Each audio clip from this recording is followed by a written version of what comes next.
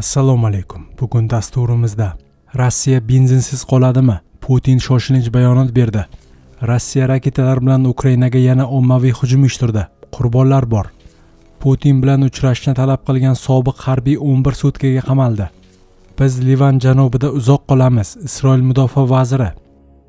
Erkaklar, tan oling, ba'zan telefoningizning quvvati siznikidan uzoqroq yetib qoladimi? Kayfiyat joyida, niyat joyida, lekin energiya yetishmayaptimi? Ayolingizni yana bir bor ko'nglini zabt etishni xohlaysizmi? Shunda ko'plab erkaklar tanlayotgan Vulkan haqida o'ylab ko'ring. Erkaklar salomatligini qo'llab-quvvatlash uchun mo'ljallangan mahsulot. Jinsiy quvvatingizni ham yuqori darajaga olib chiqadi. Va eng yaxshi yangilik hozir 30% chegirma. O'zingizga bo'lgan ishonchni yo'qotmang. Vulkan faol va ishonchli hayot sari qadam. Hoziroq buyurtma bering. Mahsulot yetkazib berish O'zbekiston bo'yicha bepul.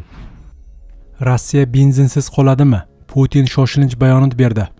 Rossiya prezidenti Vladimir Putin mamlakatdagi benzin zaxiralari hozirda 1,7 million tonnani tashkil etayotganini ma'lum qildi.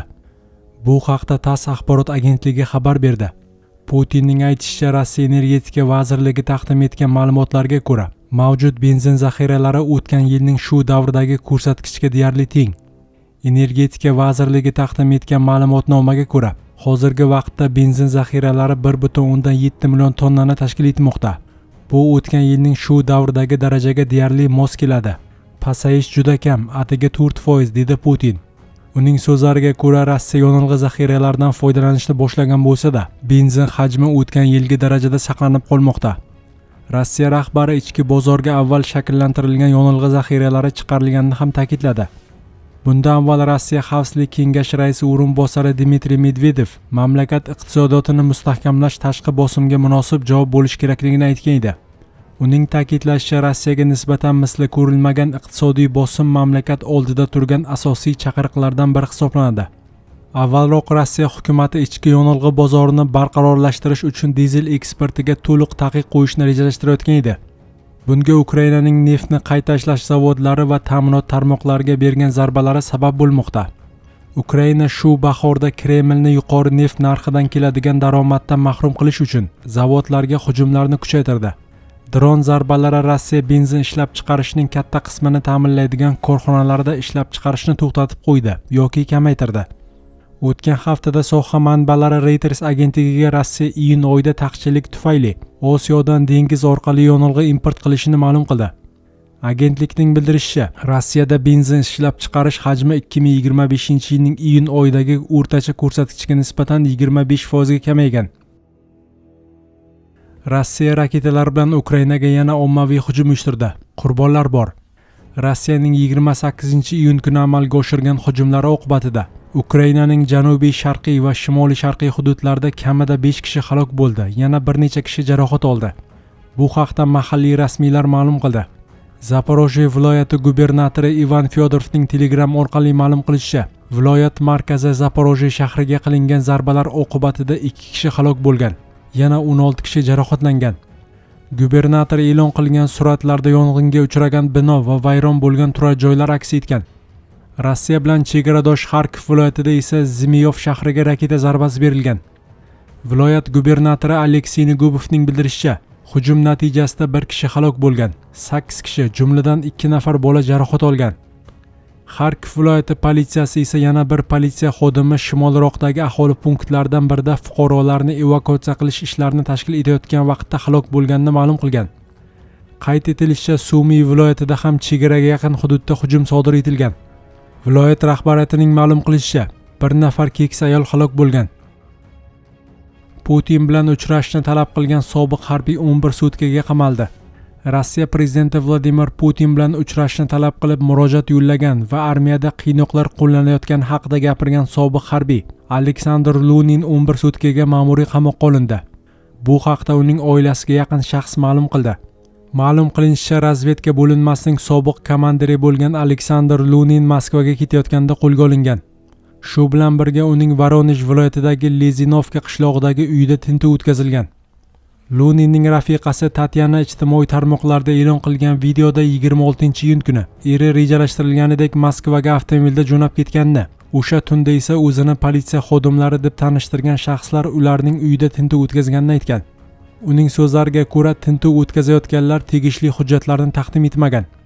Tatyana o'sha vaqtda 2 farzandi bilan uyda bo'lgan va bir necha soat davomida eri bilan bog'lana olmagan. Keyinchalik u VKontakte sahifasida eri sog'-salomat ekanini ma'lum qilib, hozircha voqea yuzasidan hech qanday ma'lumot tarqatmaslikni, intervyu bermaslikni va izohlarga javob qaytarmaslikni so'raganini yozdi. Aleksandr Luninning Vladimir Putinga yo'llagan video murojaati ijtimoiy tarmoqlarda bir necha million marta tomosha qilingan. Unda sobiq harbiy rossiyalik harbiylar qo'mondonlar tomonidan ma'nisiz, o'z joniga qasd qilishga teng buyruqlarni bajarishdan yoki pul mablag'larini topshirishdan bosh tortgani uchun qiynoq va zo'ravonlikka duchor bo'layotganini da'vo qilgan.